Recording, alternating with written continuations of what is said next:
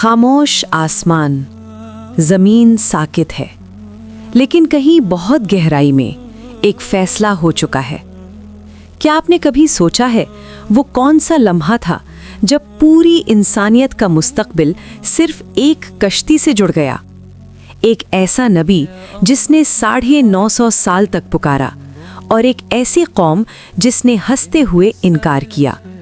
پھر وہ دن آیا جب آسمان نے دروازے کھول دیے اور زمین نے اپنے راز اگل دیے۔ یہ ہے حضرت نوح علیہ السلام کی کشتی اور پانی کا وہ واقعہ جس نے تاریخ کا رخ بدل دیا۔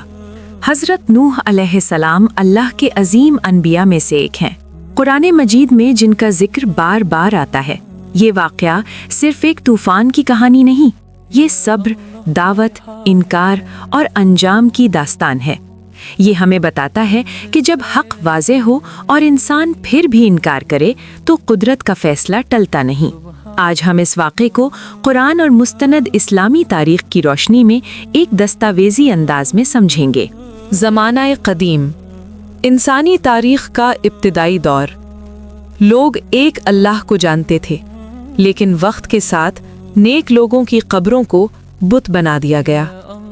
ود، سوا، یغوس، یعوق، نصر، یہ صرف نام نہیں تھے، یہ شرک کی ابتدا تھی۔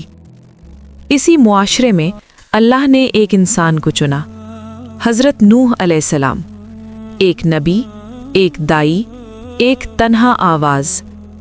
قرآن کہتا ہے، ہم نے نوح کو اس کی قوم کی طرف بھیجا۔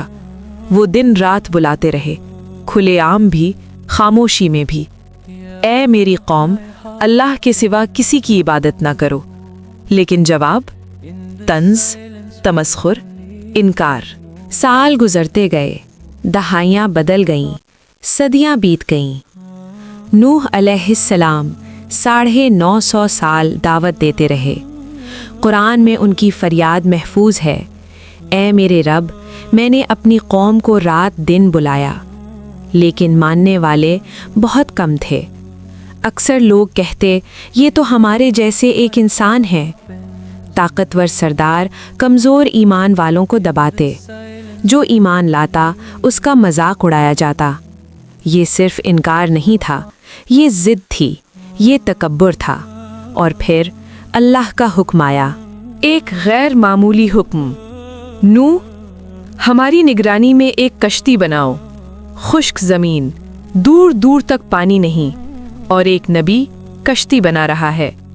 لوگ گزرتے، قہقہے لگاتے، نوح، کیا اب تم بڑھئی بن گئے ہو؟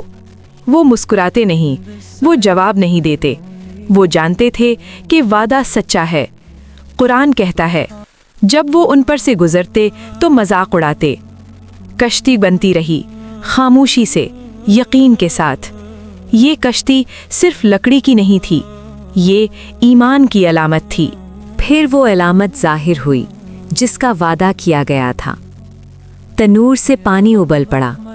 یہ کوئی معمولی منظر نہیں تھا، یہ اعلان تھا۔ نوح علیہ السلام کو حکم ملا، ہر جانور کا ایک ایک جوڑا اور اہل ایمان کو سوار کر لو۔ لیکن ایک حقیقت بہت دردناک تھی۔ نوح علیہ السلام کا اپنا بیٹا، وہ ایمان نہیں لایا تھا۔ جب پانی بڑھنے لگا، نوح علیہ السلام نے پکارا، اے میرے بیٹے، ہمارے ساتھ سوار ہو جاؤ۔ جواب آیا، میں پہاڑ پر چڑھ جاؤں گا۔ یہ غرور کی آخری آواز تھی۔ اور پھر آسمان پھٹ پڑا، بارش نہیں، طوفان، زمین سے چشمے پھوٹ پڑے۔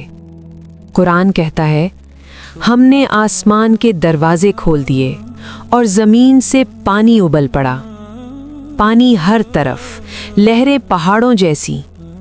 کشتی ہچکولے کھا رہی ہے، اندر ایمان والے خاموشی سے دعا میں، باہر ایک پوری قوم ڈوب رہی ہے۔